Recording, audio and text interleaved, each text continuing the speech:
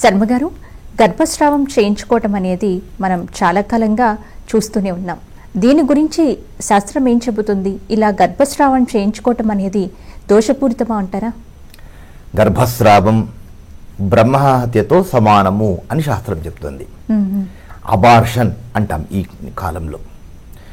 అది ఏ కాలంలో అయినా కానీ వెనుకటి నుంచి కూడా గర్భస్రావం అనేటువంటి దాన్ని మహాపాపంగా చెప్పారు. దానిని భ్రూణ హత్య దోషము అంటుంది శాస్త్రం. భ్రూణ హత్య అంటే గర్భంలో ఉన్నటువంటి శిశువు మరణించడానికి మందుల ద్వారా ఆ శిశువు మరణానికి కారణమయ్యి 3వ మాసము లోపే ఆ శిశువును అంతం చేసేటువంటి విధానం. దీన్ని గర్భస్రావము అని, గర్భపాతము అని, భ్రూణ హత్య అనేటువంటి పేర్లతో చెప్తారు. దీనిని శాస్త్రం దృష్టిలో బ్రహ్మహత్యా పాతకంతో సమానంగా చెప్పారు. యత్పాపం బ్రహ్మహత్యాయాః ద్విగుణం గర్భపాతవే ప్రాయశ్చిత్తం న తస్యాస్తి తస్యాస్త్యాగో విధీయతే అని శాస్త్రం హెచ్చరిస్తుంది. 20 సంవత్సరాల క్రితం నుంచే ఈ గర్భంలో ఉన్నటువంటి శిశువు స్త్రీయా పురుషుడా అనేటువంటి తెలిసేటువంటి విధానం అమలులో ఉంది. ఆ కాలంలో 20 ఏళ్ల క్రితము గర్భంలో ఉన్నటువంటి శిశువు ఆడ అని తెలిస్తే తమకు పుట్టబోయేది ఆడపిల్ల అనేటువంటి ఒకే ఒక కారణం చేత ఈ శిశు హత్యలు చేయించుకునేటువంటి వారు, గర్భస్రావం అబార్షన్లు చేయించుకునేటువంటి వాళ్ళు అధికంగా ఉండేటువంటి వారు. అయితే చట్టము తొందరగా మేలుకొని అది చట్టరీత్యా నేరము అలా చేసుకునేటువంటి వారిని కఠిన కారాగార శిక్ష విధిస్తామనేటువంటి ఆ చట్టం అమలు చేయడం ద్వారా కొంతవరకు తగ్గిపోయాయి. కానీ పలుకుబడి ఉన్నటువంటి వారు, లంచాలు ఇచ్చేటువంటి వారు ఇప్పటికి నేటి కాలంలో కూడా అనైతికంగా గర్భం పొందినటువంటి వారు, ఇలాంటి వారు గర్భస్రావం చేయించుకునేటువంటివి మనకు వెలుగులోకి రాకపోయినా కానీ తెర వెనుక జరిగేటువంటివి ఇప్పటికీ కూడా ఉన్నాయి.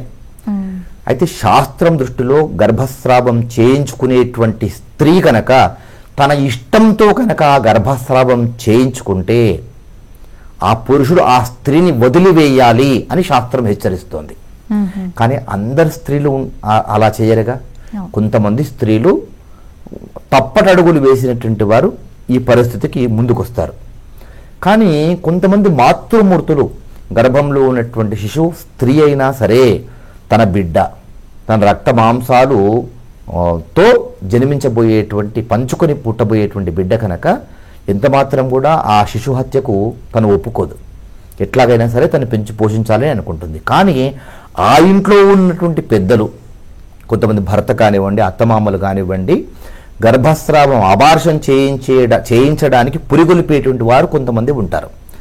అలా గనక ఈ స్త్రీ సమ్మతి లేకుండా బలవంతంగా కానీ ఇష్టంతో కానీ పెద్దలు అబార్షన్ చేయిస్తే కనుక వారంతా బ్రహ్మహత్యా దోషము రెండింతల ఫలితము వారికి లభిస్తుంది, మహారౌరవము అనేటువంటి నరకంలో పడతారు అని శాస్త్రం తెలియజేస్తుంది. కనుక గర్భస్రావం చేయించుకోవడం అనేటువంటిది బ్రహ్మహత్యా దోషంతో సమానమైనటువంటిది. దానికి అసలు ప్రాయశ్చిత్తం కూడా శాస్త్రం చెప్పలేదు.